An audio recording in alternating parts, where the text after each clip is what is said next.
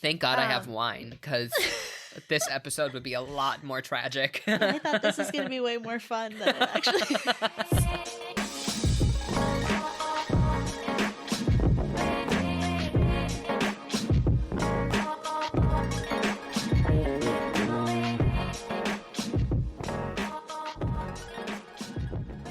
Alrighty, hello and welcome back to New to the City. It's another one. D, what's up? You make me so happy. I'm Hello, trying to make Joseph. sure that it stays fresh and it's not the same intro every time. I don't want it to be the same intro every time. We're on a different day. It's new. Okay, virtual clink. Virtual clink, clink. Tink. Okay, perfect. That worked, right? What are you drinking? In your gin goblet again? Okay. I feel like I'm drinking a very fancy cocktail right now, and I'm just balling on a budget. Hey. Just living the dream. That's what it's about. What are you drinking? I am drinking, yet again, Miss Kimmy C, my Kim Crawford. Oh my God. Shannon, he voice noted me yesterday because he listened to the episode, and he was like, that chef's table. I'm dying listening. I've gotten a lot of messages about I'll always be your dance captain. I'll always be your dance captain. So, good news. Well, good news and ish news. Do you want the ish? I'm already crying. Well, good and ish news. Okay. Ish, well, so the good news is that our application is ready. Actually... Bitch, it's been ready. No, actually ready to send. The lawyer got back to us with the application. Okay. Ish news is we have just barely made it over the threshold for the amount of money that we had. So the money, the application would have been sent yesterday. I would have come on the podcast and I would have been like, it's sent off. But because we were just barely over, the lawyer was like, do you have any money anywhere? And we were like, I have my savings account, as in my personal savings account. And the lawyer was like, I'm not worried. Don't worry. Just send it over. It's just the extra little bit of money that will make a difference. He's like, because if you somehow submit it on a day where the pound is really strong, the pound is getting stronger, which is not a good thing, because he was like, if you have a day where the pound gets extremely strong, because you're converting from US dollars to pounds, it could just barely not be enough. So he was like, any money that you have, send it over.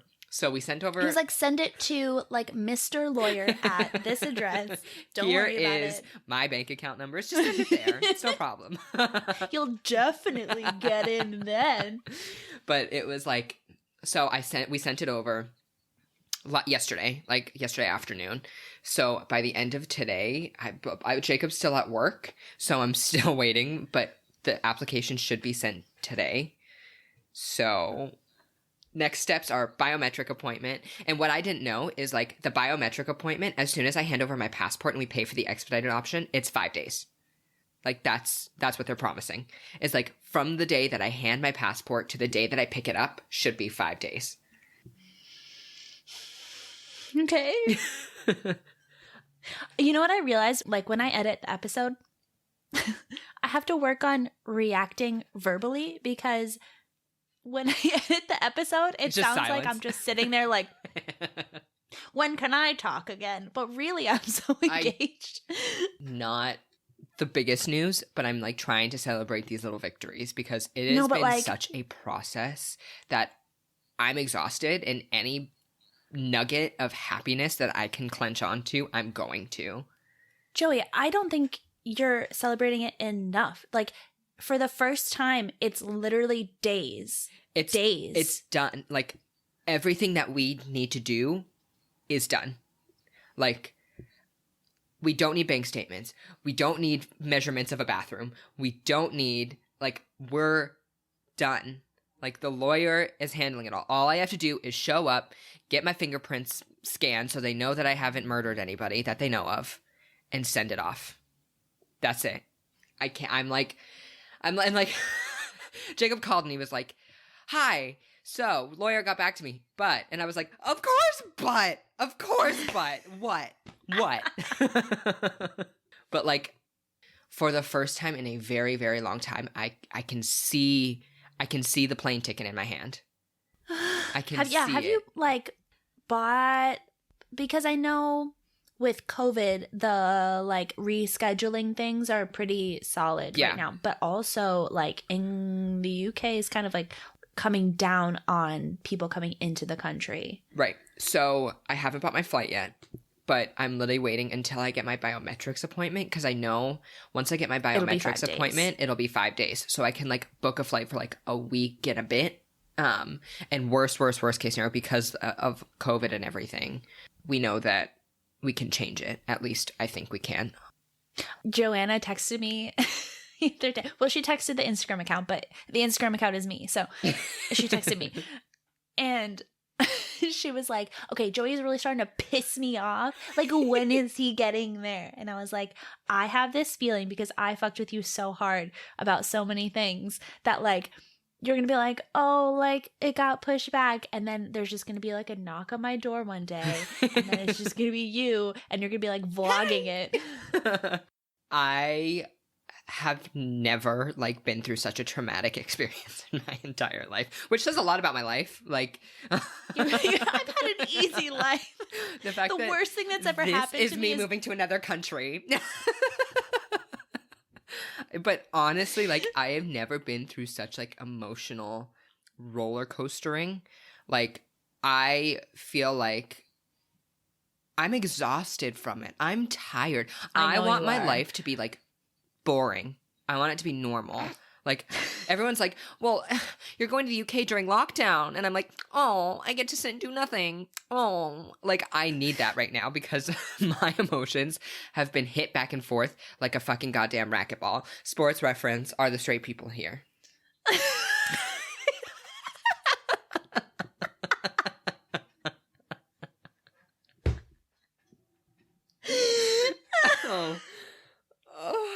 I can't. Life's tough. Get a helmet. Straights. But that was a Hills reference. We're really casting the net for them. Fishing reference. Is that another straight thing? That was funny. Can I tell you how much I miss brunch? Like drag brunch? Sorry, just to put that in there. Like, okay. I miss getting shit-faced on mimosas watching drag queens. I miss it. I miss...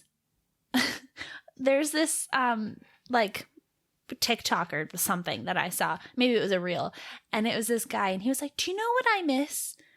Precedented times. Mm-hmm. Like, where we just knew what was happening and, like, knew what was going on. Like, fuck unprecedented times. Yeah. And I feel that so hard. Like, I'll be watching TV, and I'll be like, why are they sitting so close to each other on the bus? Like, I miss not having that thought process. I was just like, about to say. In my dreams, I'll be like, get away from me. That's not normal. That's fucking weird. I miss precedented times. I miss, like, every time you step out of your house, you have to worry if, like, you're going to get coronavirus. Like, I just want to go to the grocery store, pick up my bananas and leave. And, like, not I just worry. Want to see what someone's nostrils look like, you know? I want to, like, be able to evaluate someone's whole face before I find them attractive. I want to be able to judge people with the full picture. Vaccine story. You gotta tell me it all. The tell-all story of the real coronavirus vaccine. Oh my god, I totally forgot that happened this week. Wow. Okay, so I took the bus there, first of all, and the hospital that I went to was like near Wimbledon, and the bus went past Wimbledon, and I had such a tourist moment because there's like little murals of like tennis rackets and stuff, and I was like, oh my god. No one else cared but me. I went into the hospital, basically just started apologizing from like the second I walked in. And then I talked to this very nice man, and he was like, do you have an appointment? And I was like, yeah, at 2:50. And I was like 30 minutes early. And he was like, sick, fill this out and just like go sit over there. And the chairs were like socially distanced. So I filled out like my name, my birthday. That's it. And I like signed something. And I was like, here. And he was like, okay, cool. And then he was like, are you an essential worker? And I didn't know the answer really, because like in my head, you're not. Am I on the front lines of coronavirus? Like, that's what I would, like, do people applaud for me at 7 p.m. every night? Yes. They should. They do not. So I was like, yes, because technically you are. Technically, yeah. So I was like, and he was like, okay, because I said it in like a really weird way, and he was like, all right. And then he walked away with all my shit, and then he came back and he was like, go to this room. So then I went to the second room, and then this angel of a woman appears, and she goes, like they were calling people's names to get them to like go back, and she was like, Deschenes, and I was like, okay, first of all, you got my name right. I was like, nobody ever gets, who are you? And I was like, that was amazing. And she was like, oh, okay. And she was like, where are you, like, what's your accent? Where are you from? And I was like, oh, I'm from America. And she and I became best friends. I told her my whole life story. I was like, I used to work on a cruise ship, and then I lost my job because of the pandemic. But like, now I'm here. And she was like, bitch, why are you here? And I was like, because I'm Canadian, and all you have to do for my visa is be younger than 30. And she was like, yes, live your young life. And then she was like, the doctor's going to come and just like look at you and then sign a piece of paper, and then I'm going to give you the vaccine. And I was like, cute. So then the doctor comes in, and then he was like, oh, Deschenes. And she was like, no, it's Deschenes. And he was like, oh, I can't speak like English really. Like, I can't imagine like saying something in French. And we all laughed. Where was he from? And then he was Indian. Oh, okay. And then he was like trying to speak a little bit of French to me. And he was like, do you speak French? And I was like, un petit peu. And the three of us were just like, it was basically a party. Yeah. In our little like cubicle that was like, yeah, you were close vibing. The door, no one else is in. Yeah, we were so vibing. And I was just like riding high on the fact that like this was actually happening. So the whole time, didn't show my ID, never gave them a national insurance number. I had a letter from my employer, like, proving that I was eligible, and they never asked to see it. Yeah. I was like, would you like to see this letter that I have, by the way? And she was like, yeah, I guess. I was like, this is absolutely wild. I think I texted you, and I was like, this is pretty so on par. crazy. Like, yeah. I just waltzed in somewhere, and I was like, hello, I am vaccine here for the one? vaccine. And they were like, oh, yes, a reservation. And then, yeah, basically she was like, I got like a little card. I got the Pfizer vaccine, okay.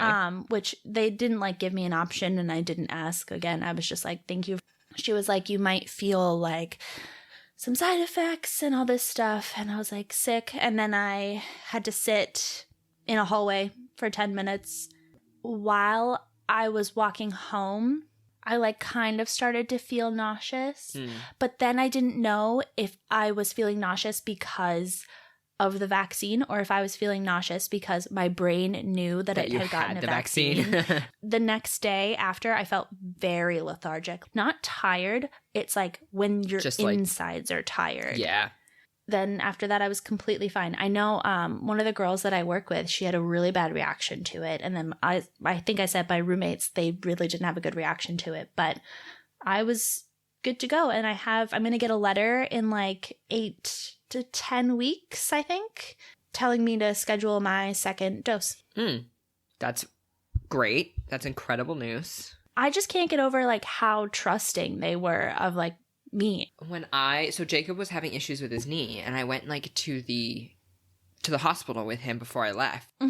And it was so crazy because like in my head, when you walk into a hospital, you have to make sure you provide your name, your address, your insurance card.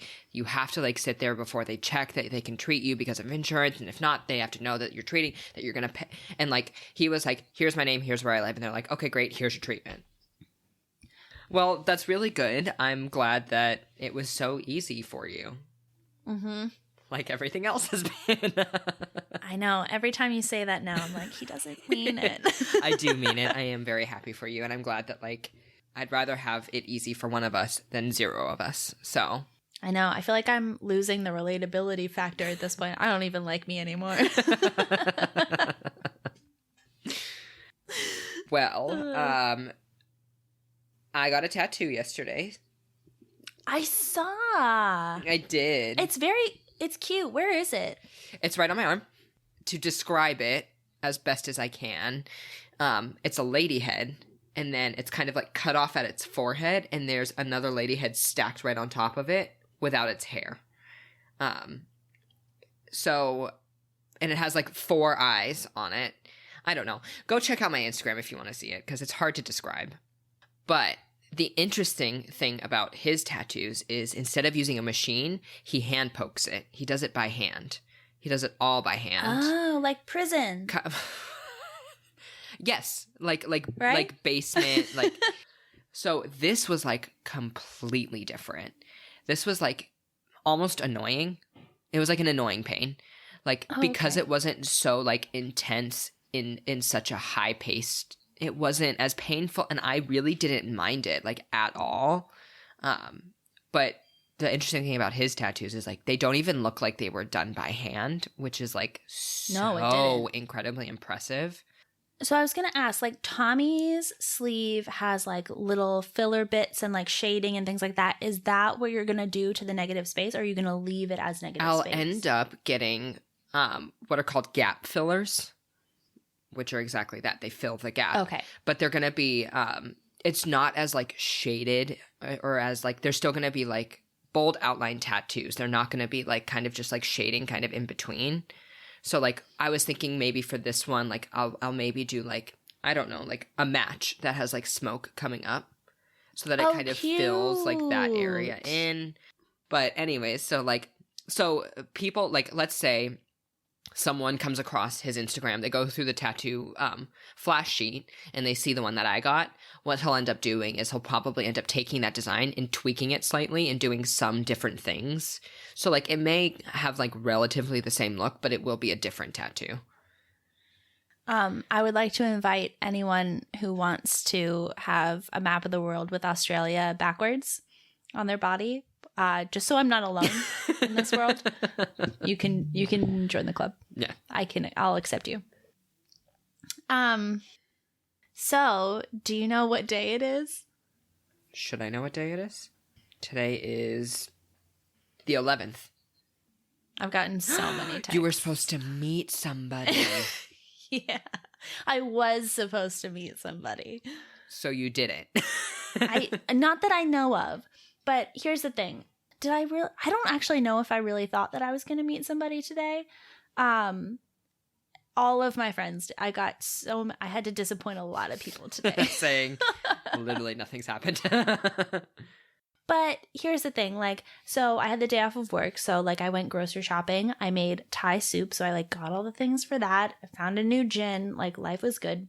Like, I wasn't just gonna stay at home and, like, not give myself the opportunity to, like, for something to happen. Right, you know of course. What I mean? And here's the thing, like, I feel like because I'm talking about my life, I feel like the impression that I've given off accidentally, because it was my birth chart that was read, was that this day was like some like magical day, like just for me, which sounds like a scam, but it's because of the planet, like it's because of where the planets are and like the houses and things like that. Like for my specific birth chart, it was an auspicious day for something to happen with my love life, basically. Now, so it didn't, like, nothing. To be fair, the day's not over yet. I was gonna say, day's not over yet. Who knows who's gonna pop up on Hinge? Caitlin was like, there's still time, and I was like, Caitlin, like, there's not time, and she was like, okay, well, maybe somebody like is gonna Uber Eats something, and they're gonna come to the wrong door and like, it'll be your door. Yeah, and I was like, yeah, maybe. So to be fair, like, there's still time. It's only, you know what? It's only, what time is it right now? It's only 11:20 in California. We're just going to bleed this day as far as it can go. Trying to go as best as we can. Fair enough. But like, maybe something small will happen. Like, that will only become clear later on. You know what I mean? Mm-hmm. And either way, like, I'm fine with it. I wasn't trying to force anything. Like, I'm not just going to go and, like... Are you the love of my life? Are you the love of my life? I'm not going to go like sit on the corner, like behind a table with a sign that's like, Love me. Sign up to be my soulmate, you know, like inquire within. Inquire within. Oh. Like, I'm not going to do that, but I'm also going to like listen, because listening to my intuition has gotten me this far. Yes, you know what I has. mean? Yeah. And like, I'm exactly where I need to be. Mm-hmm. And so, but you know what? I had a really lovely day. So like, I'm not even mad about it. I just like feel like I've disappointed a lot of people because. But like you said, like, who knows what you did today? Who knows what that might lead to tomorrow? It's like the butterfly effect of like, if you go back in time and you step on a butterfly, like President Trump was never president, which one can only hope that someone actually does that. But that's the world's most liberal butterfly, but sure. But yeah, so I just feel like at 11:59 tonight, I'm just gonna be like furiously like swiping on Hinge. So since you're like inching closer and closer to me, and I guess Jacob as well, whatever. This is the perfect time for us to do this episode because Correct. At the end of the day, we want to help people feel like it's possible to pick up your life and move somewhere new. And a really big part of that is, can I fucking afford it? Can you afford it? Absolutely. And I think it was something that we relatively touched upon in our fear of moving episode of like, hey, like, just so you know, moving costs, I think, more than someone realizes. But yeah, I mean, I think there are some costs that I didn't even think about incurring until I basically came across them. And I think the number one thing for me was realizing how much crap that I had and shipping it over to the UK. Yeah, our costs are going to be relatively different. And I actually like I'm going to throw out some actual numbers.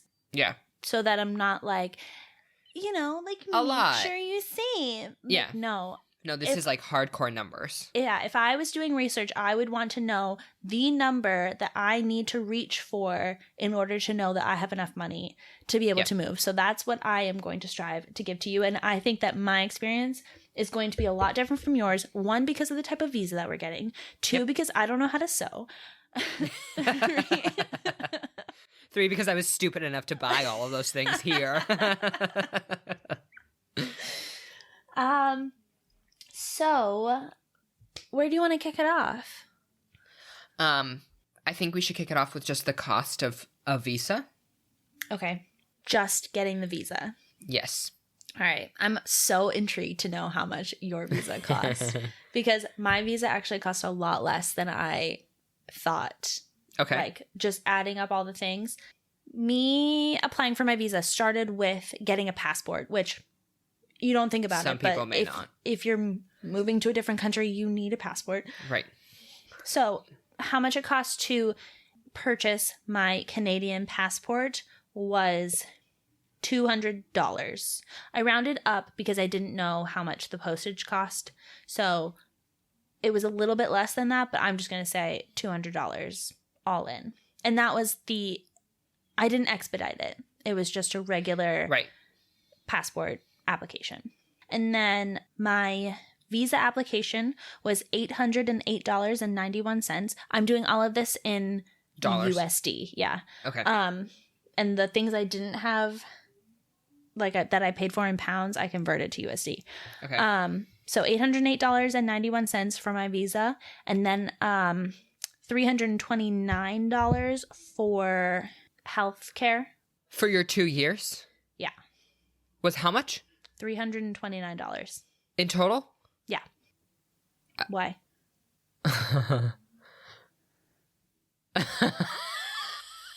Why? Because mine is not that. Is it more? Oh, yeah. Really? Oh, yeah. Because from what I've heard, that has gone up a lot in recent years. Well, yes. So, okay, yes. Keep going. And then $50 for the biometrics, like getting the stupid text message thing that's not worth your time, and getting the visa like sent directly to me, like the next day air So, all in all, that just getting the passport and the visa was $1,187.91, which is significantly less than I thought it was, to be fair. That being said, I had to have like about $2,200 in the bank. Right. When I applied for my visa, and I had to prove that I had that much money in the bank separate from the visa costs. So add $1,187.91 plus $2,200. So like $3,387.91 altogether to secure the visa. Because I'm Canadian. Don't hate me. You know what? That's really lovely. I'm very happy for you. You've never lied to me before. I know. It's actually so much less than I thought it was. Like living it and then going through my bank statements and writing everything down. I was like, oh shit, this is highway robbery. Yeah. So for me, I'm so sorry. So Jacob has handled a lot of the financial information about it. So there are a few things that I'm not aware of. Mm-hmm. Well, I'm like fully aware of them, but like he kind of has told me and I've just kind of been like, okay, fine. The application by itself is £1,500. By itself, the application. Now, I'm still a bit confused about like whether we're applying in the UK or outside the UK. I believe that we're applying from outside of the UK. Right, because you're not allowed to apply in the UK. Because I think for your original one, you're not allowed to. So $1,500. No, £1,500. Sorry. What is that in dollars? It's somewhere around $2,000. Holy shit, you hate me so Then I have to much. pay the surcharge for the NHS. And I believe that just went up to £674 a year. Oh!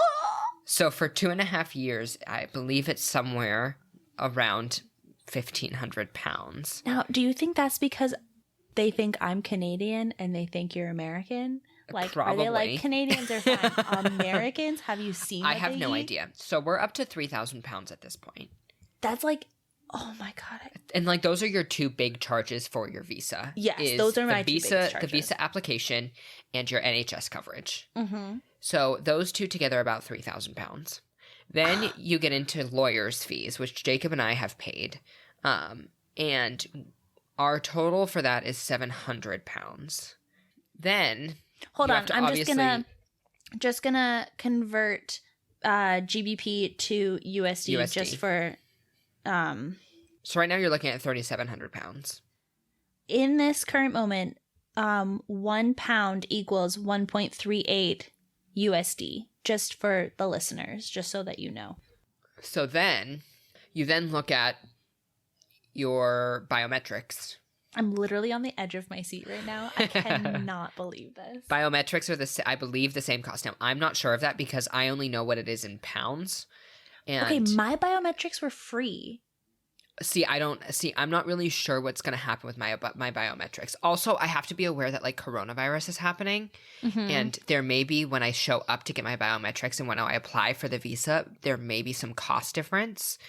I don't think there's going to be, but I know that the NHS coverage was supposed to go up in October, and I believe it did. So then we're then looking at expedited options of sending off my visa, and because I'm not sure about what happened with coronavirus because they canceled it, mm-hmm. They cut it off. So I don't know what the new price is going to be. I don't know if they're gonna hold what it used to be, which I believe it used to be somewhere around £400 to expedite it. Yeah, that's why I didn't expedite mine.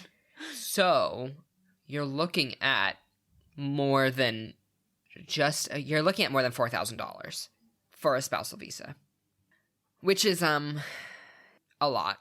It's definitely like, I think when I went into it, I was like definitely expecting to pay money. Like I wasn't expecting that it was just going to be cheap, that it was going to like, I'm like I said, I'm fully immigrating. Like it's not going to be an easy process and it's not going to be a cheap process.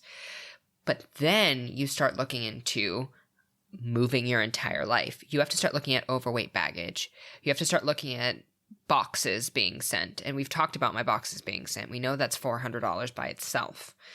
I haven't packed my bags yet. And I know one of them is definitely going to be overweight, if not two of them being overweight. You then have to look Hopefully at you get the same lady as me who's like, not that. I'm going to cry because I will cry. And I'm okay with crying. Just to be like... just pulling out every card you have. The sad gay? Is this card gonna work? The sad gay goes a while, okay? And then like, again, that's not even incurring costs of flights, which during coronavirus, I found the cost of flights going up because there's not many of them. I was going to say, do you want me to go next with all of my other charges before you hit me with all of your charges? Yeah, because go ahead. Mine's cheaper.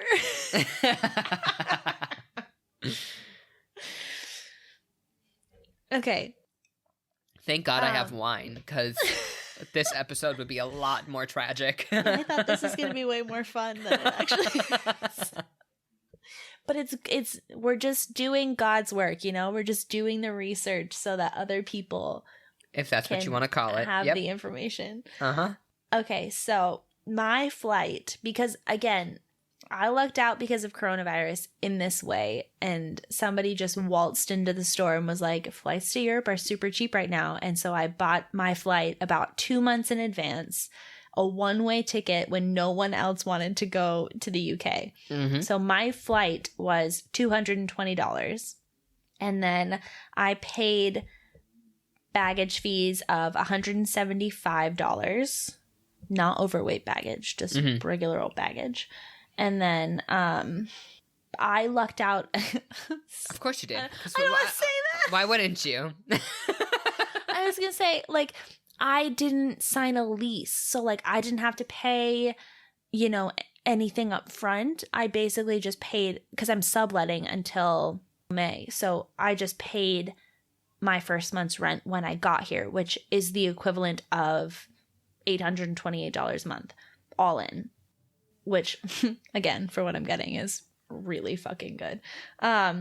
So, like, non-visa related costs to get there is $1,223. And that's including my first month's rent, not including food, but, like, to land here and to actually have someplace to live somewhere. Yeah. Right. So, altogether is out of pocket $2,610.91, including the money that I had to prove that I had in my bank account, which I think I should include because it's money that has to be there that I'm not allowed to spend. Like, I have to prove that I have it. Yeah, totally. So all in, what it cost for me to be able to move here was $4,810.91. Yeah. All I in. mean, yeah, that sounds about right. Thank you for validating me. You're welcome. In my time of insecurity. I know that hurts. Yeah, no, I mean, I know that hurts. Your turn. So you're looking at over $4,000 right now, simply to get the visa. So if you are including flights, my flight will relatively be about the same, $250.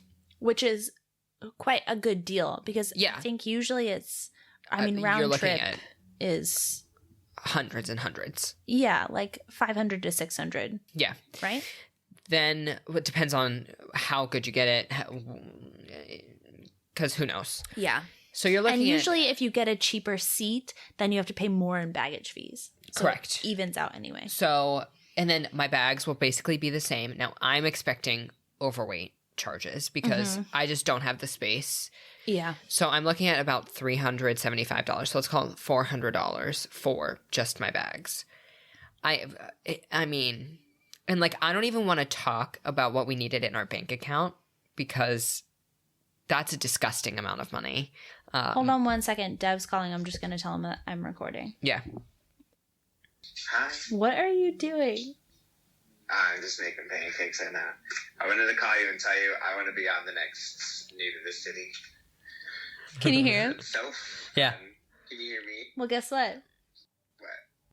Bitch, you're on. Oh my gosh. It better go in because, like, you guys are the funniest people ever. But also, it's giving me, like, legit FOMO because I want to have a conversation with you and Joey. Do you got something interesting to say? I have something interesting to say. Listen, kids. Go to school. Oh my god. What do you want to talk about? Ask me all the questions. I'll know everything.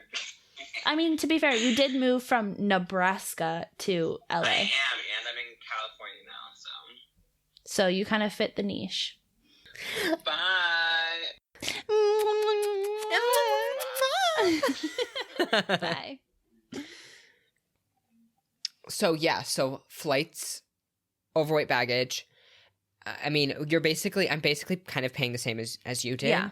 The only thing that like we have slightly that we don't have to pay is the fact that we're already established in London. Oh yeah, that's fair. But, So can I but ask you still have to you? pay rent. Yeah, so, how much is your rent? Can I ask you? So my rent, yeah, you can ask. My rent is £750. Okay, but it's split between the two of you? It's split between the two of us, Okay. correct. And I always say like £750, it's like a lot of money for as small as we're in, but we are like Location. smack dab center in London. It's such a trade-off, isn't it? Yeah, I'm having like a hard time with that right now. It's a different episode. It's not this one, but I agree with you. It's But like it's like a trade-off. You definitely like I'm looking at like a very small room, which is fine. For a lot of money, like I'm not going to call it a small amount of money because like it's almost $900. Yeah, just slightly over $900. I pay and we have £600 a room. Yeah, and are utilities included? Our utilities are included. Everything's included in that $750, which is really lucky. Yeah, because like, anyways, so I mean, you're looking after you're done with my spousal visa, you're looking at somewhere around $5,000 to $6,000, really, and that's not a small amount of money by any standard. Like it's difficult. It's really, really difficult because when you first get into it and you're so excited about it, you're like, I don't care, let's just do it. And then like you sit down and you read through all of the charges that you're gonna have to incur. All of the realizations of, fuck, I need to move everything. That's going to cost a lot of money. I have to fly. I have a lot of bags. Like, you then start incurring all of these different charges, and you're like, fuck, this is a lot of fucking money. And now, too, like, COVID tests are right. a thing. You also have to have COVID tests. And, like, I have to get one at most 3 days before I fly. And they only give you certain places that you can go and get it, which means I'm going to have to pay for that. Do you... Like, I can't just... Are they requiring you to quarantine in a hotel when you get here? Or is it because you're married you can... Because I know they've changed the rules. I don't know if it's because I'm married. There's, like... I think there's a certain... I think I may just... I don't know. Okay. It could change. Yeah. But I know for right now, I'm not required to go to a hotel. That's good. But if I were to go to a hotel, I would incur the charges of staying in the hotel. Mm-hmm. And that's another... over £1,000, which is $1,500 at the end of it. Like, which is why when we talked about in our fear of moving episode, like, you just have to be aware that, like, it's a lot of money. It's not going to be cheap, and you kind of have to be prepared for it. It's a life decision. Like, it's not a whim thing. Right. And, like, there were many nights where Jacob and I sat down together and were like, a lot of money. Are we ready for this? And of course we said yes. That's why we're doing it. And of course it's worth it because we're going to be together. And of course, like, we decided we want to be in the UK, so that's what we're doing. Mm-hmm. But it's by no means a decision that's just easy and like you're ready to go and you're ready to do it. Yeah. Like, you have to be prepared to know that like you have a base amount of savings that you are able to rely upon. And you have to know that like it'll be difficult getting a job, especially if you're deciding to move now, that you may go a few weeks, months without a job. That is such a good point. Like, I had a nest egg that because I was prepared to move here and not find anything for months. And like, even when, like, I thought that I would find something, but it would be not enough to cover my expenses. And so I would still be bleeding after a couple months. And like, Right. it worked out too well for me. And I am the exception. I am not the rule. And I am fully aware of that. Like, I'm not trying to tell people like, move here and then just like get a job within 10 days. Like, no, that was absolutely insane. And I cannot believe that I'm so lucky. I'm so lucky. You hope for the best, prepare for the worst. Like, absolutely. 100%. You just kind of have to have a mindset of, here is a base amount of money that I have. Is this enough to incur costs that I'm not ready for? Mm-hmm. Is this enough that I know, like, if I don't get a job when I first go there, is this going to be enough for me to live off of? As well as being aware that, like, it's going to cost you more than you think. At the end of the day, no one can be that prepared. Yeah. No one can be, like, that prepared. Yes, of course you can sit down. Of course you can study everything that you can. But at the end of the day, there are going to be things that you aren't prepared for. Yeah. I'm so fortunate that I had time because of the pandemic where I was living at home. I wasn't paying rent. People were buying cars and like doing these things. And I chose not to do that and to just, you guys, literally, now that I'm not doing it anymore, I can say it. I was taking my money and putting it in a box under my bed. I'm talking physical cash. When I took my box o cash to the bank, and the lady at the bank was like, "What do you do for a living?" And I was like, "None of your business. You don't need to know how long I've been storing cash under my bed in this box for." It's so important to just, if you know that you want to be moving anytime soon, you don't have to save $5,000 in the first month. You need to put a box under your bed so you forget about it. You can't see it in your bank account because, let's be honest, nobody uses cash anymore. So if you can find a way to save $20 a week, $10 a week, $5 a week, put it under your bed, maybe with a better lock than the box that I use, just in case. But yeah, it's small steps. I mean, with everything, it's pretty impossible to take a giant leap from 0 to 100, but it's very easy to take small steps over and over again. And I think like so many people see such value, and I'm not trying to say that there isn't, but people would rather save up to buy a house or, you know, make a really big commitment in that way. But is it more worth it to buy a house in a place that you don't necessarily see yourself living long term? I mean, not to say that real estate isn't a good investment, because it is, but it's subjective. You know what I mean? Like, I personally, for what I see for my life, I would rather spend my money on experiences. That's just me. And it's not right or wrong. It's just me, in my opinion. So fuck off. But if you want to spend money in a house, please go buy like a cute house to go have 2.5 kids in. That's totally fine with me. It's the American average. It's 2.5 kids. 2.5 kids. Yeah. Okay, great. Is it the left or the right side? Oh, I was going with like top half or bottom half. Because you want the top half of the kid for sure. For sure, but if it was left or right, which one would you use? Left. Left? Yeah. Left? Yeah. Because then it could be left-handed. And then it would be creative, and it could make like art about how it only has one half of a body. It only has one half of its body. And then it could make me rich, and then I could live wherever I wanted in whatever house. Then we can buy a visa wherever we want to go. Oh my gosh. Okay, you guys. We hope that you liked this episode. If you did, make sure that you rate us 5 stars, subscribe, do all the things. Make sure that you don't miss any new episodes coming out. We drop a new episode every single Tuesday. Also, make sure that you follow us on all of our social media. Joey, what's our Twitter? Our Twitter is New to the City. Make sure you spell city CiTea. Also, we have a YouTube page, an Instagram page, and a Facebook page. All of that is New to the City podcast. Again, that is CiTea. And if you... I know, but like I usually give like a call to action, you know what I mean? A little, yeah, like let's see. If you you know what? Send us an email and tell us which half of a kid that you would want to have. Top half, bottom half, left side, right side.